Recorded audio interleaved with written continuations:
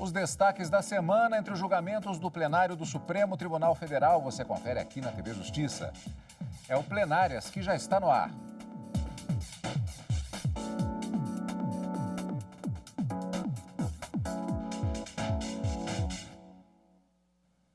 Hoje com os principais momentos da sessão do dia 20 de abril de 2022.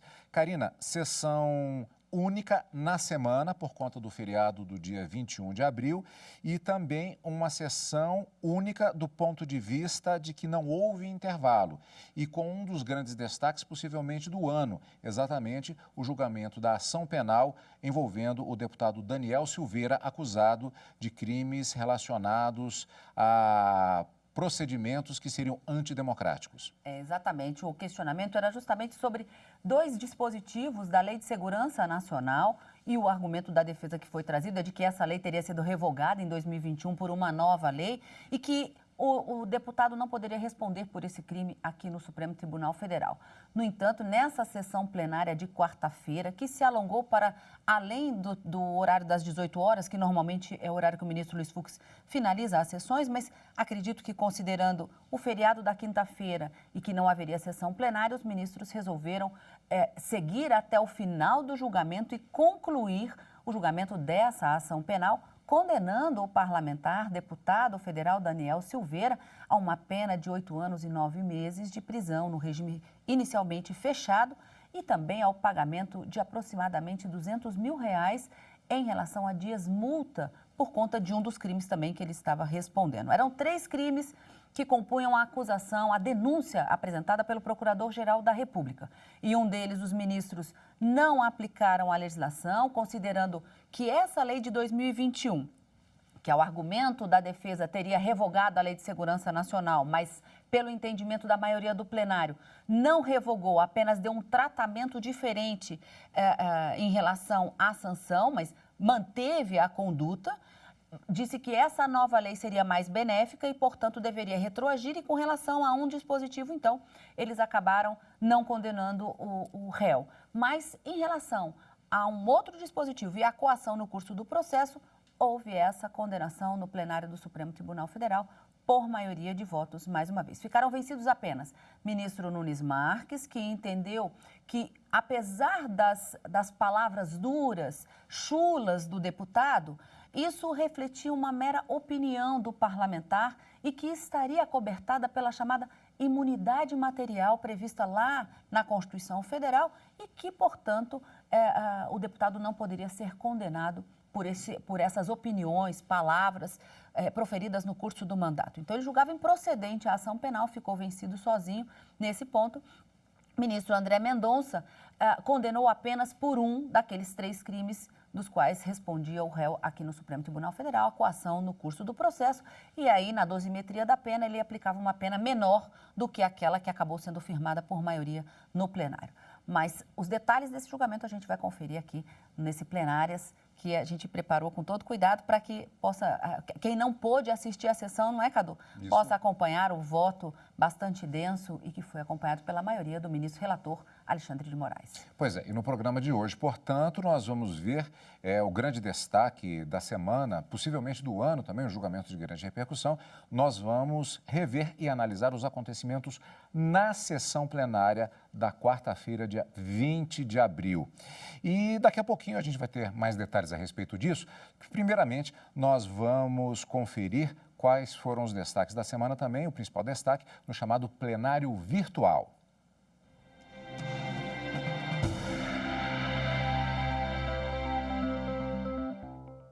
Pois é, o plenário virtual é exatamente aquela plataforma que o telespectador que nos acompanha já conhece, que é aberta durante determinado período de tempo para que possam ser apresentados os atos processuais, as argumentações de acusação, defesa, eventualmente, e, claro, os votos dos ministros.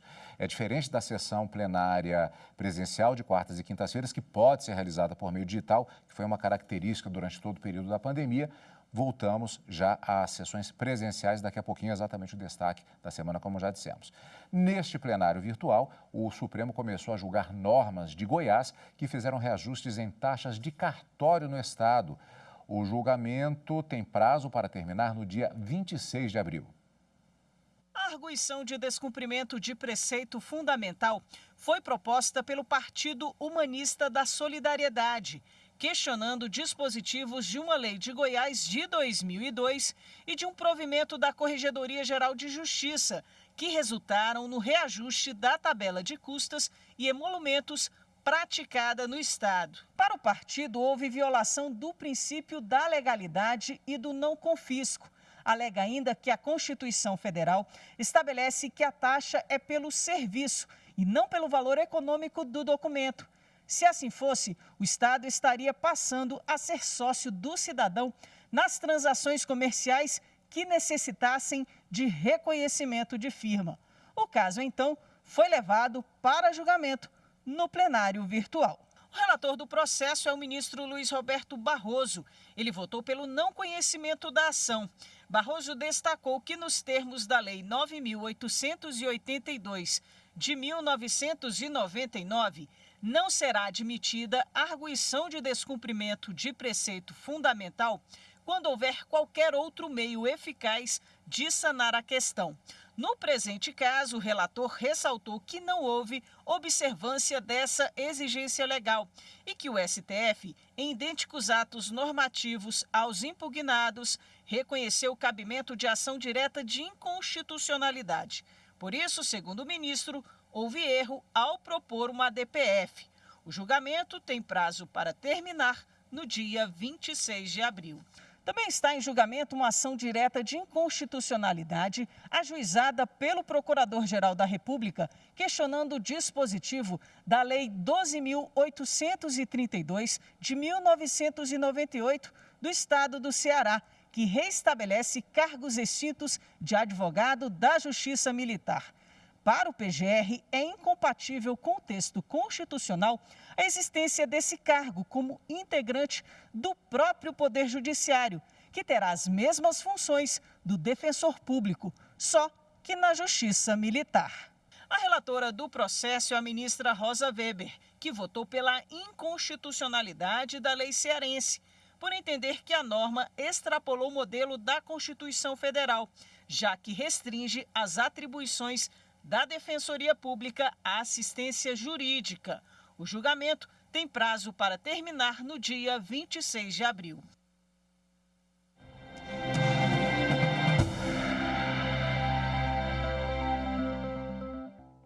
Esse foi o plenário virtual na reportagem de Marta Ferreira. Agora a gente vai para o plenário presencial com o grande destaque da semana. Lembrando que vale a pena salientar que mesmo com a volta do chamado plenário presencial, quartas e quintas-feiras, as sessões, já no impacto da tecnologia por conta da própria pandemia, elas podem ser realizadas também de maneira híbrida, com a apresentação de sustentações orais pelo meio digital que caracterizou todo o período das sessões por videoconferência, então, como também até os próprios votos dos ministros podem ser apresentados dessa forma. O destaque da semana é exatamente a questão do julgamento da ação penal contra o deputado Daniel Silveira. Antes mesmo da realização da sessão, houve movimentação em relação a esse processo especificamente. O ministro Alexandre de Moraes, do Supremo Tribunal Federal, ele multou em R$10 mil a defesa do deputado federal Daniel Silveira por ter tentado atrasar o andamento do processo contra o parlamentar. Às vésperas do julgamento do caso no plenário do STF, os advogados entraram com vários recursos. Vamos conferir esse andamento e explicando um pouquinho mais, antes de sabermos como foi especificamente este caso neste julgamento, na reportagem de Carolina Chaves. Foram 6 recursos apresentados pela defesa de Daniel Silveira no Supremo Tribunal Federal. Os advogados pediam esclarecimentos de decisões antigas do ministro Alexandre de Moraes, como a que manteve a proibição de Daniel conceder entrevistas sem autorização, de usar as redes sociais e de manter contato com outros investigados. A defesa também pediu a devolução de R$100 mil pagos em fiança em junho do ano passado, quando Daniel Silveira foi preso por descumprir medidas cautelares. Na segunda-feira, o ministro Alexandre de Moraes negou todos os pedidos e ainda aplicou multa aos advogados com base na jurisprudência do STF, de que a utilização indevida de recursos é considerada abuso de direito de recorrer e litigância de má-fé. Os ministros devem analisar a ação penal em que Daniel Silveira é acusado pela Procuradoria-Geral da República de coação durante o processo, de incitar a animosidade entre as Forças Armadas e Supremo e de impedir o livre exercício dos poderes da União. E como foi o julgamento da ação penal no plenário do Supremo Tribunal Federal, é o que nós vamos ver daqui a pouco, depois do intervalo, aqui no Plenárias.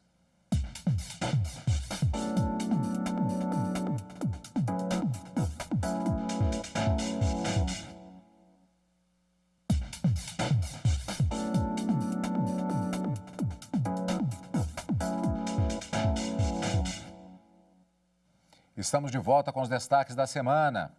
Sessão da quarta-feira, dia 20 de abril de 2022. O Supremo Tribunal Federal condenou o deputado federal Daniel Silveira a 8 anos e 9 meses de prisão por tentar impedir, com emprego de violência ou grave ameaça, o livre exercício de qualquer poder da União ou dos estados e também pelo crime de coação no curso do processo. A reportagem é de Marta Ferreira. Pouco antes de começar a sessão, o deputado Daniel Silveira esteve no Supremo para acompanhar o julgamento de forma presencial no plenário, ao lado do também deputado Eduardo Bolsonaro. Os dois foram informados que, de acordo com a resolução 767 de 31 de março de 2022 do Supremo Tribunal Federal, durante as sessões de julgamento presenciais, somente terão acesso ao plenário e às turmas do STF os ministros, os membros do Ministério Público, os servidores e colaboradores indispensáveis ao respectivo funcionamento e os advogados de processos incluídos na pauta do dia. Foi oferecido a eles acompanhar por uma TV do Salão Branco, onde foi montada uma estrutura, mas os dois preferiram voltar ao Congresso. Antes do julgamento, a defesa do parlamentar apresentou 6 recursos pedindo esclarecimentos de decisões antigas do ministro Alexandre de Moraes, relator da ação penal contra Daniel Silveira. Ele negou todos os pedidos e ainda aplicou multa aos advogados com base na jurisprudência do STF,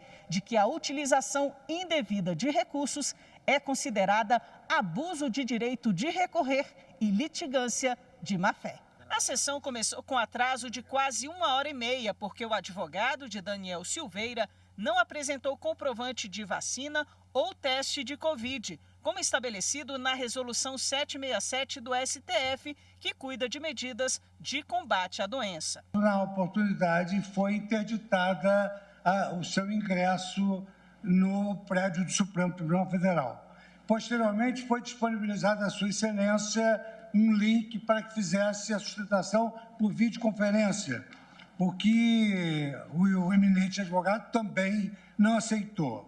Por fim, já agora, 3h da tarde e 24 minutos, o advogado aceitou submeter-se ao teste da Covid. Realizado o teste, o resultado foi negativo. De sorte que essa demora pelo julgamento, para início do julgamento, se deu por conta dessa recalcitrância indevida do advogado da parte. Em razão disso, gostaria que constasse da ata não só toda essa narrativa, como também fosse oficiada a ordem dos advogados do Brasil para que analisasse a conduta do advogado à luz do Código de Ética. Em seguida, o presidente Luiz Fux rejeitou o pedido de suspeição de 9 ministros, feito pela defesa do parlamentar. Na sequência, houve a leitura do relatório da ação penal pelo ministro Alexandre de Moraes, relator do caso. Depois, a vice-procuradora-geral da República, Lindora Araújo, apresentou manifestação sobre o caso. Ela considerou como graves as condutas praticadas, destoando do regime democrático de direito por incitar a violência. Mais grave ainda é quando condutas como essas são perpetradas por representantes do povo e veiculadas em rede mundial de computadores, em perfil de agente político, que contava à época dos fatos com mais de 100 mil seguidores, dado extraído do interrogatório do acusado. Em face do exposto, a Procuradoria-Geral da República se manifesta pela condenação do réu como incurso nos artigos 344 e 359-L do Código Penal. Na tribuna, o advogado de Daniel Silveira rebateu todos os argumentos da PGR, afirmou que não houve crime e pediu a absolvição do deputado. Para finalizar, eu gostaria de pedir que o requerido Daniel Lúcio da Silveira seja absolvido de todas as acusações que foram feitas subjetivamente pela Procuradoria-Geral e que seja também restituída a fiança paga em 29 de junho de 2021. O relator Alexandre de Moraes votou pela condenação de Daniel Silveira pelo crime de tentar impedir, com emprego de violência ou grave ameaça, o livre exercício de qualquer poder da União ou dos estados e também pelo crime de coação no curso do processo.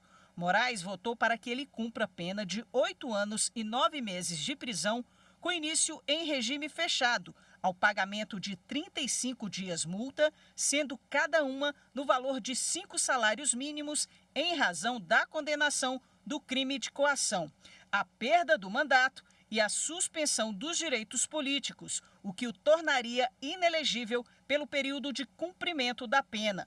No voto, o relator lembrou que o parlamentar teria defendido o retorno do AI-5 e tentou levar ao povo uma mensagem falsa de que há fraudes na justiça eleitoral.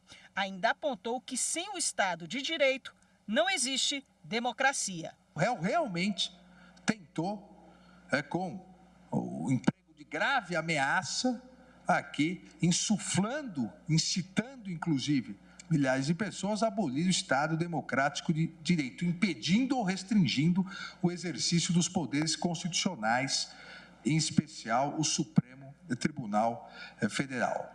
As graves ameaças feitas pelo réu consistiram em severas tentativas também de intimidação dos membros dessa Suprema Corte, buscando a restrição do exercício do Poder Judiciário. E sabemos, sem um Poder Judiciário independente, sem um Poder Judiciário autônomo, não existe Estado de Direito. E sem Estado de Direito, não existe democracia. O ministro Nunes Marques, revisor, divergiu do relator e rejeitou a denúncia, apesar de considerar as falas de Daniel Silveira como duras e absurdas. Da narração dos fatos descritos na exordial acusatória, não se evidencia ameaça capaz de concretamente causar mal presente, quanto mais futuro. As expressões citadas pelo Ministério Público Federal como de autoria do denunciado, consideradas grave ameaça, pretendeu hostilizar o Poder Judiciário, jogar um ministro dentro da lixeira, retirar o ministro na base da porrada. Nada mais são do que ilações, conjecturas inverossímeis, sem eficiência e credibilidade, incapazes, portanto, de intimidar quem quer que seja, não passando de bravatas. O plenário, por maioria, acompanhou o relator e decidiu pela condenação de Daniel Silveira, pelo crime de tentar impedir com emprego de violência ou grave ameaça o livre exercício de qualquer poder da União ou dos estados, e também pelo crime de coação no curso do processo. Bom, Karina, vamos, portanto, fechar agora em relação à decisão do plenário. Aqui em discussão também a questão da liberdade de expressão.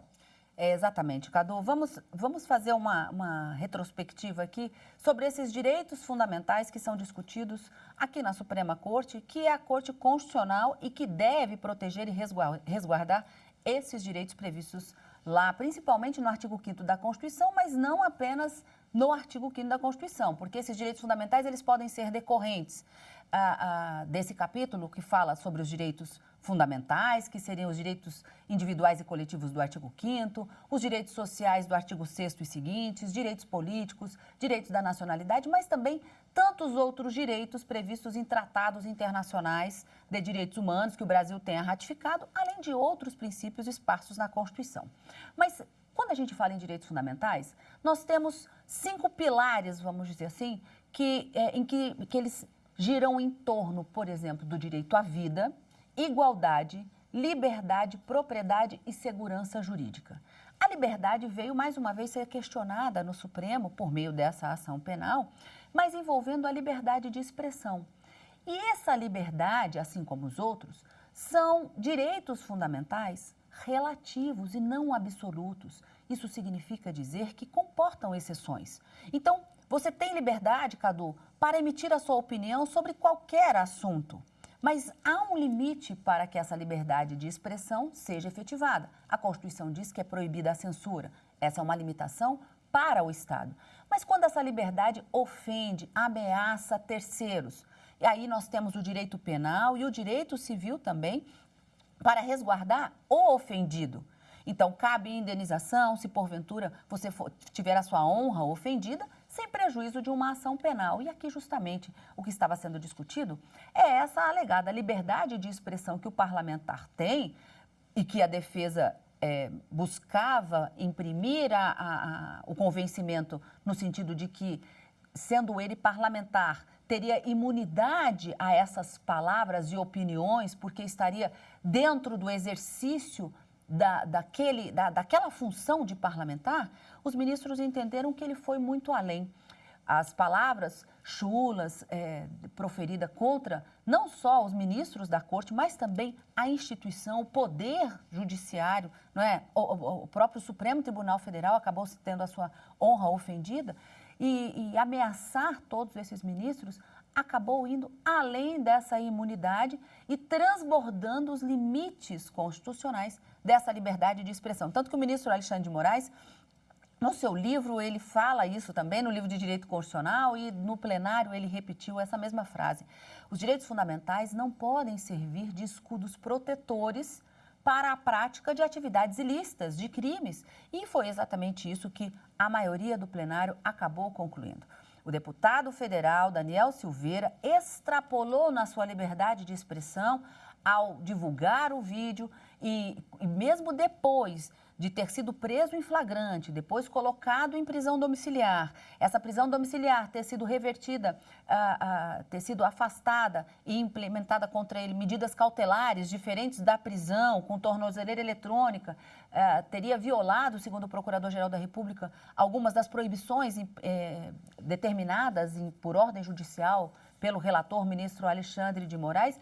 Mesmo assim, ele continuava ofendendo a Suprema Corte. Então, para a maioria que se formou, essa liberdade de expressão teria sido para muito além da proteção constitucional e que não deveria ser acobertada, inclusive não estaria dentro daquela imunidade material cuja defesa buscava imprimir esse convencimento. Então, condenado o deputado parlamentar a 8 anos e 9 meses de prisão, mais os dias multa em razão de um dos crimes pelo qual ele foi condenado, a coação no curso do processo. O ministro Alexandre de Moraes determinou que cada dia multa aplicado deve corresponder a pelo menos 5 salários mínimos vigentes à época, o que representa aproximadamente R$200 mil de multa que ele deve pagar, além, não é, da perda da liberdade, já que o início do cumprimento da pena deve ser no regime fechado. Como a gente viu, ficaram vencidos apenas o ministro Nunes Marques, que julgava totalmente improcedente e entendia o contrário da Corte, que as palavras, né, que essas opiniões, embora chulas, proferidas pelo deputado, estariam acobertadas pela imunidade, portanto, a denúncia não deveria ser levada até o final, deveria ser julgada improcedente, a ação penal. O ministro André Mendonça entendeu que apenas um dos crimes ele deveria ser condenado, ficou vencido também, a maioria que se formou acompanhou o relator. Decorrentes dessa pena, o ministro também determinou a suspensão dos direitos políticos, porque a Constituição diz que, uma vez condenado no âmbito criminal, há a suspensão desses direitos políticos e, como consectário, a perda do mandato do parlamentar. Essa foi a decisão proferida na quarta-feira, como a gente disse, numa sessão que se alongou em razão justamente do feriado da quinta, que não havia sessão. O ministro Luiz Fux queria finalizar esse julgamento e, mesmo acontecendo para além das 18 horas, foi concluído o julgamento dessa ação penal, num julgamento único, sessão única, sem intervalo, tema único na sessão plenária dessa semana. E a expectativa que existe agora é com relação à próxima semana, com a retomada da chamada pauta verde ou pauta ambiental no plenário do Supremo Tribunal Federal, o que, como sempre, portanto, Karina, significa encontro marcado para mais julgamentos e decisões do plenário do STF. Sem dúvida alguma, Cadu, na próxima quarta e quinta-feira, a partir das 14 horas, você acompanha a sessão plenária no Direto do Plenário com a gente, mas nesse final de semana, o nosso encontro é no Plenárias. Você acompanha o Plenárias aqui na TV Justiça, na Rádio Justiça e também pelo YouTube. Como sempre, obrigado pela companhia. E continue conosco na TV Justiça.